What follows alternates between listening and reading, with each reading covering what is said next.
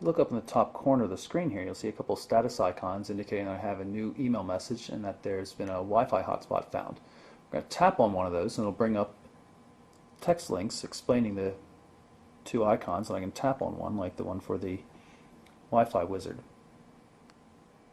You can see now it's searching for local Wi-Fi spots. I'm going to stop this because we don't need to see it now. Go back. Same thing, tap on the other one. New email.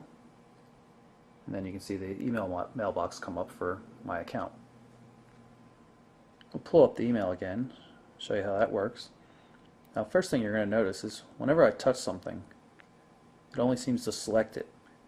It actually takes 2 touches for most things to activate. That's different from most finger touch based devices on the market now. You can see this is the inbox for my Mail for Exchange client. I'm using a hosted exchange service. And like most aspects on the phone, when you rotate it, the display changes accordingly. Pull up one of the messages here. Notice the first tap just selects it, the second tap brings it up, and just like you would expect, it works pretty well. Now if you grab the scroll bar on the side, you can scroll up and down in the message. Moving your finger on the message itself selects text, and you can see the little copy comes up. Tap on that. Now I've copied that text to the clipboard. Now you saw in the inbox how I can grab the scroll bar and scroll, and then when I actually tapped onto the main screen it uses to select it. But instead what happens on things other than text is you can actually grab and scroll. It's not so much that you're dragging the screen, it's that the screen's trying to keep up with your finger when you move off of it.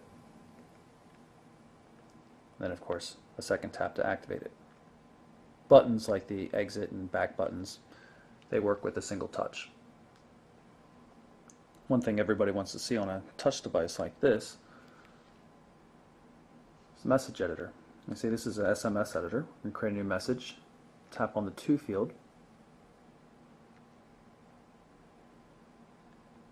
and select a contact just like we did before. Type D-O-E,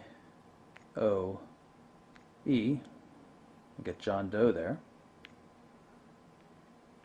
Pick the number or email address.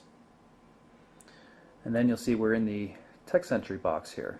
Now the thing is there's no way to enter text until you actually tap on the box, at which point you get a couple different options. This is the T9 keyboard, so you can see this is a test, works quite well, also works in portrait mode. This is more text.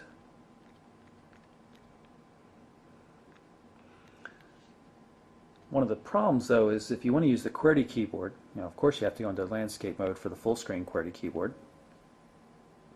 But what happens is it doesn't adjust to portrait mode and go back to like the alphanumeric keypad or the mini QWERTY. So it's kind of odd. Sometimes it forces you to switch over. On top of that, I haven't found this to work all that well. It's not necessarily because of any kind of software fault, it's just a little difficult to use.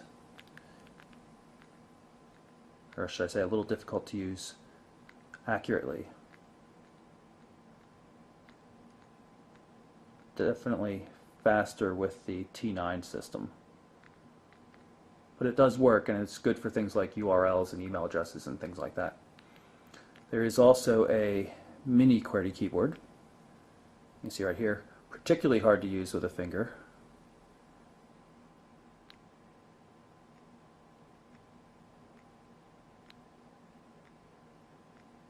Can be done, but you're not going to blast out any messages this way. It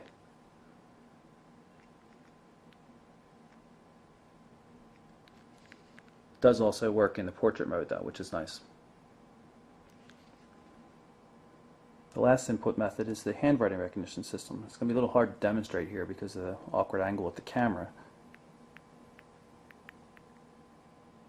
This, you have to put the space in, is a test. Hit the green OK button. You can see it read it correctly even though the writing was quite sloppy. One of the only real shortcomings on the messaging system on the 5800 Express Music is that it doesn't support threaded SMS. But quite frankly, with the on-screen text input methods, that wouldn't work very well anyway.